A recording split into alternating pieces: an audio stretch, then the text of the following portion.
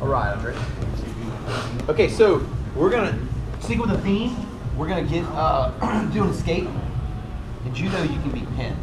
That's one of the many ways you can win. You can ride your pawn, pin, all these different ways. So one of the most effective pins, and it's also used in jiu-jitsu as well, as a scarfhold position. And that's when my opponent has me like this, okay? And he can be sitting back like this or whatever. John's actually really good at this, but it's not used too much in jiu-jitsu because the progression of position kind of ends here. It's very difficult to like start to mount anybody from here or do anything like that. It's kind of like the end of the road. But that said, there's a ton of submission opportunities for him, especially if he's good. Okay, there's all kind of arm locks, arm triangles, all kind of stuff there, right? Very good position, very difficult position to escape if you're not seasoned on how to do it. So I'm going to show you a couple ways that I like to get out of this position. First and foremost, if I could avoid this, I would. And by avoid that, I mean like if I was in the transition of getting here, I would try to have my elbow here, and then I'd be pretty safe, able to get my hips away and stuff like that. But sometimes, if like, here, stand up. If he gets me in a head and arm throw, like one we just did, throw, boom. This is how we're gonna land. So this is why you have to be familiar with getting out of this type of position. So the way I like to do it is, if I leave this hand loose, it gives opportunities for him to do kimuras with the legs, all kind of different stuff. So I normally, when I'm inside mount, I never say hold someone to you because you're trying to take away space and get out. But for this particular position, if you try and go loose and push him away, it's only gonna make things worse. So I almost want to lock him. I go kind of under this rib right here. Boom, and I hold, okay? Now, if a lot of guys are gonna try to be strong and just roll him like this.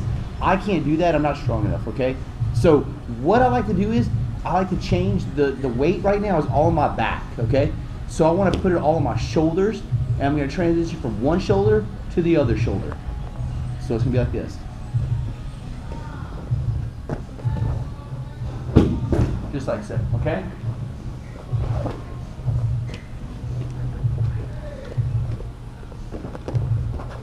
So to do that, I'm going to, like I say, keep my hands locked. These feet are very important, okay? I'm gonna bring them and take my time walking them as close to my butt as I can so I get maximum amount of lift. So now I'm going to roll up as far as I can this way, okay?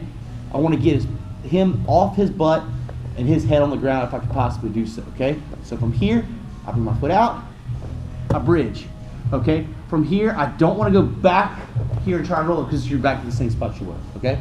So here, bridge forward, and transition to your other shoulder. Boom. The habit's going to be to fall back to your back.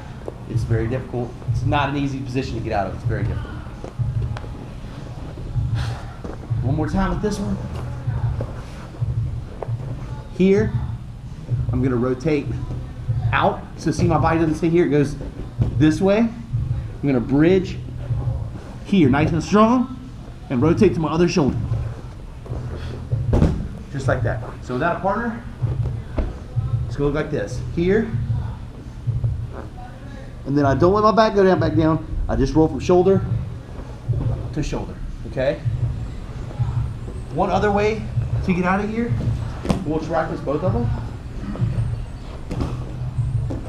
It's gonna be, when I can't get that one, I go this way and their head goes forward, but not where I want it to be, but their hips come up a little bit. So I try to get my hip underneath their hip. Sometimes I'll grab the belt and then my own hand. So again, use my feet, walk forward. Now once you get here, bring my hip underneath his hip. So see how now that he's on top of my hips, switch my hands, and rotate back this way again. So it's two methods of escape that I like to use. One, being on the shoulders, and secondly, using your hips, okay? So here, I'm gonna walk forward. If I feel his hips come off the ground like they just did, because honestly what he's doing is a good escape, counter to my first escape. If he posts his hands out, it's very difficult for me to get all the way up on my shoulders, but his hip will be raised. So here, now my hip's underneath him. You can use a hook if you need to, but generally it's just going to be pull, and it works because he's teeter-tottering his hips on my hips, right? I'm going to do it from this side so you can see it. Just grab it here. So the first one is going to be up and over. So here, boom, my shoulder blades, then rotate to the other shoulder. Just like that, okay? Second one from this angle. It's going to be feet post, so I can't get him all the way up. But his hips are up. Slide my hips underneath. Rotate him over. Any questions? All right, let's do it. 1, 2, 3.